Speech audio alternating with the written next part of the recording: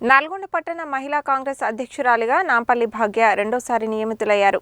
రాష్ట్ర మహిళా కాంగ్రెస్ అధ్యక్షురాలు మొగలి సునీతారావు, జిల్లా అధ్యక్షురాలు గోపగాని మాధవి చేతుల మీదుగా ఈ మేరకు ఆమె నియామక పత్రాన్ని అందుకున్నారు. నల్గొండ పట్టణ మహిళా కాంగ్రెస్ అధ్యక్షురాలిగా నాంపల్లి భాగ్య రెండోసారి నియమితులయ్యారు. హైదరాబాద్లోని గాంధీ భవన్లో రాష్ట్ర మహిళా కాంగ్రెస్ అధ్యక్షురాలు మొగలి సునీతారావు, జిల్లా అధ్యక్షురాలు గోపగాని మాధవి చేతుల మీదుగా ఈ మేరకు నాంపల్లి భాగ్య నియామక పత్రాన్ని అందుకున్నారు. అదేవిధంగా మహిళా కాంగ్రెస్ పట్టణ కార్యదర్శులుగా నిర్మల, నవనీతను నియమించారు.